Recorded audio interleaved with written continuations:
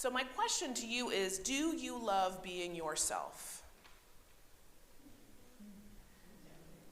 Do you love being yourself? I'm getting, those kind of things. Do we ever wish we were someone else? Someone richer, someone skinnier, someone more talented, Taylor Swift, someone more famous, someone more beloved, someone better. I think there's beautiful things about our social media world. It keeps us connected. I heard so many lovely responses when I posted that we were having my dad's funeral, and it was just lovely. I got cards from so many of you, and so many in Dallas from my old church, and so many from Manhattan Beach, my church before that, and even flowers sent here. It's beautiful to be connected on social media. But of course, we had our fall sermon series, so we learned some of the drawbacks to social media, and I think one of the drawbacks, aside again from like the mis and disinformation that we kind of see in that realm, is that it causes us all to compare ourselves to others. Too often we find ourselves lacking when we do that. Look at that person. Look at that person, so pretty. Look at that person. Look at that relationship. They seem so happy. Look at that situation. Isn't that so perfect? But again, as we get older, we know that nothing is as it seems, is it? Nothing is as it seems. But when you're younger, you have a hard time discerning it. Sometimes I'm concerned for my nieces who are only kind of barely on social media at this point, but what it means for them to look at other people and see maybe how they lack. I mean, we know that nothing is as it seems, but maybe we need to know a little better. What does it mean for us to be comfortable in our own skin, comfortable in ourselves? Our scripture today reminds us that we are not all the same, but we all have our own beauty and splendor, like the flowers, the sun, our own bodies, and that life is a gift. And death doesn't actually take away that gift. Death actually transformed that gift. It actually makes us better. If life is a gift, then maybe death is giftier. In our book, The 7 Primal Questions, we're learning more about what it makes us tick. What are the things that make up who we are? The good and the bad, the pain and the healing, and we're reminded that it's all a gift. We don't look inward so that we get stuck somewhere in our own selves. And we don't look inward to gain approval from God or others. We look inward and heal ourselves so that we are the best representatives of Christ on earth, our healed, beloved selves. And what does it mean for us all to live into the gift that we've been given of life? The good and the bad, the traumatic and the painful. Not all of us had maybe the best parents, but I know some of us had wonderful ones. Some of us were maybe teased as a kid, some of us maybe weren't. What does it mean for us to live in our current world and society, fully embodying ourselves? It's a gift to be able to change and transform ourselves, a gift to appreciate all that we are, again, the good and the bad and the other. And that we don't have to stay childlike, right? It's fun to talk to children and be with children. And it's funny because there's this saying, when everything's going wrong, we have this saying from Mr. Rogers. What is the saying? When things are going wrong, what does he say? Look for the helpers. And that's wonderful. But I'm going to challenge you. He's saying that to children. As adults, maybe we're the helpers. Adults, maybe we're the helpers, right? We are growing up and learning that we're the ones we've been waiting for.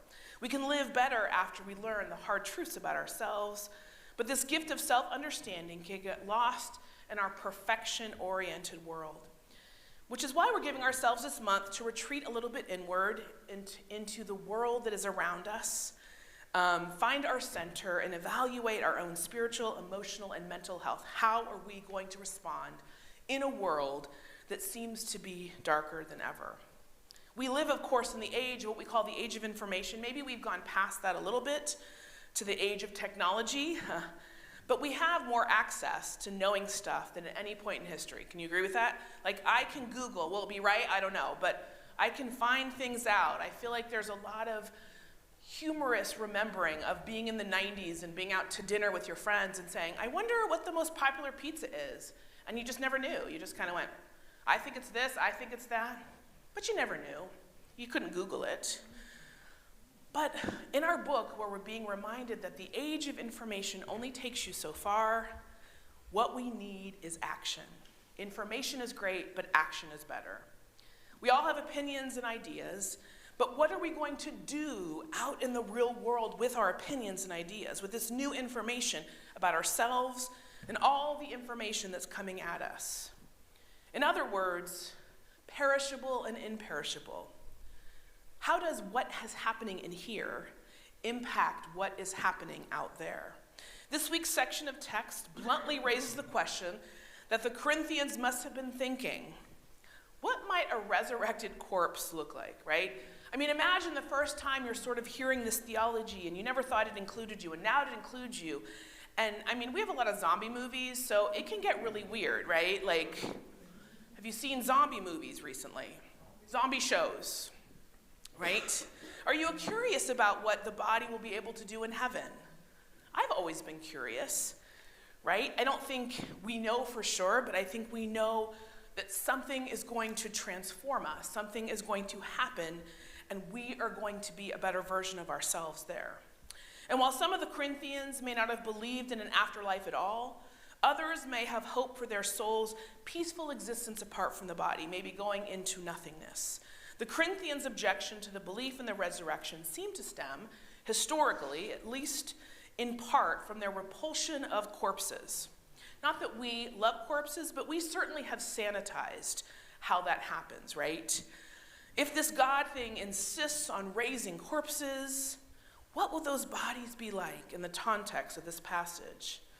The concerns of the Corinthians in the ancient world is understandable. Think of an age without access to modern health care.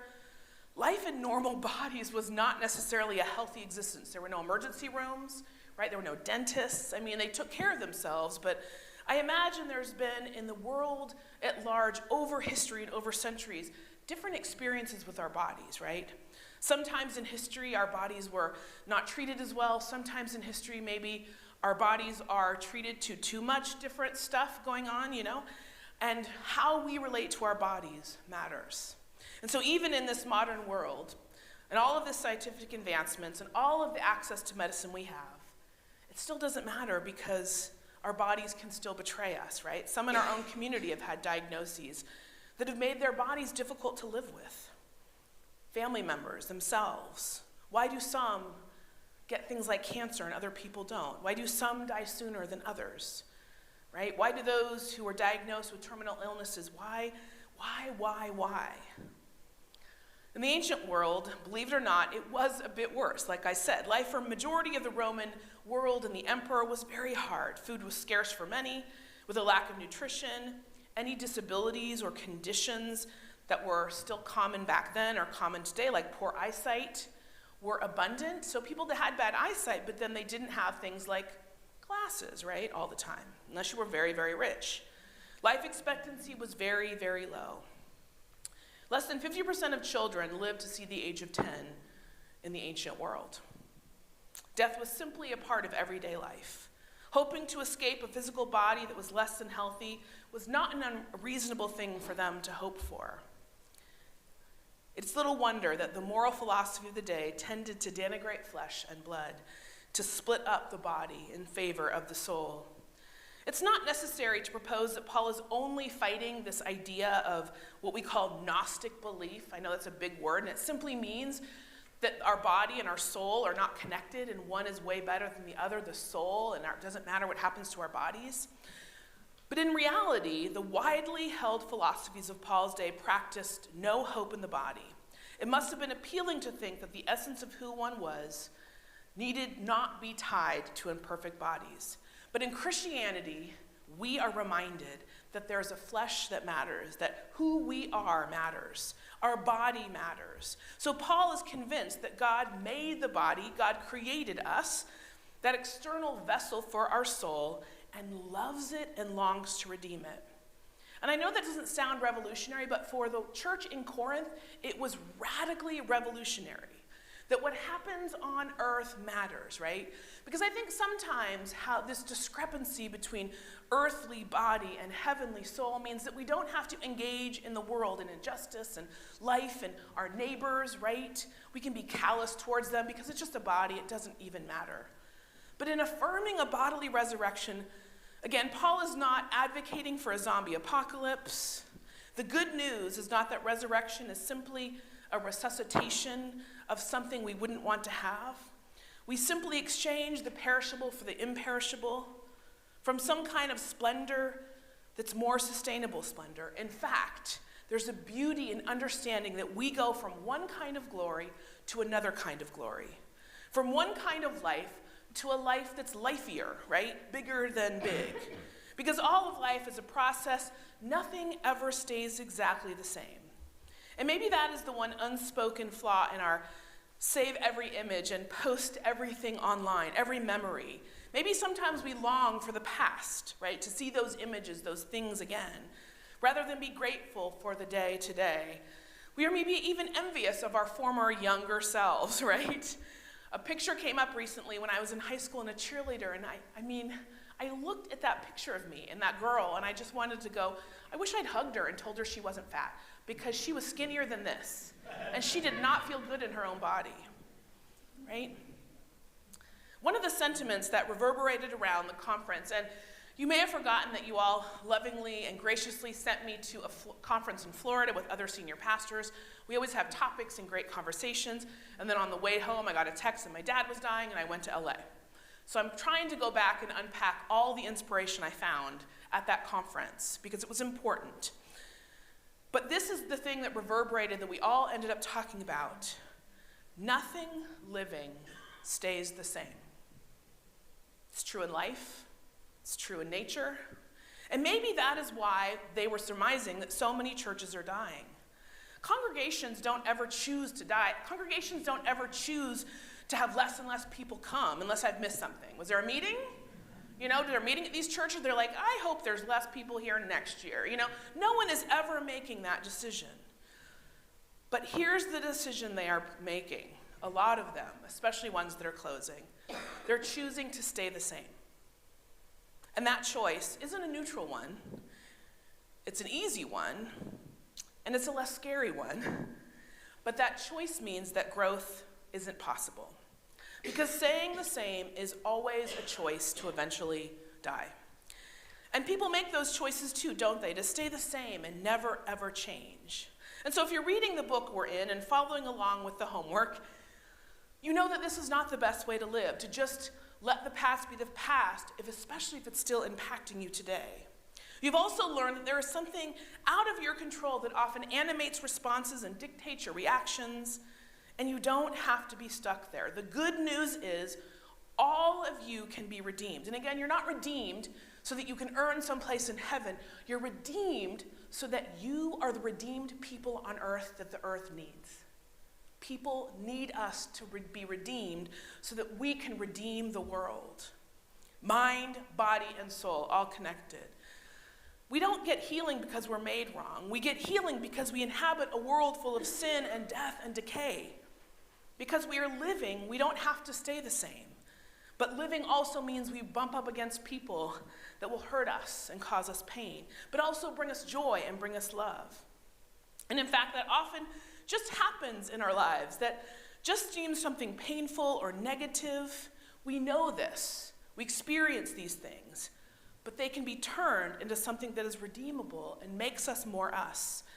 Some of the most wonderful people I've ever met have gone through such inordinate pain in their childhood or their past, and they've used it to make themselves stronger, more open, more compassionate, and more loving.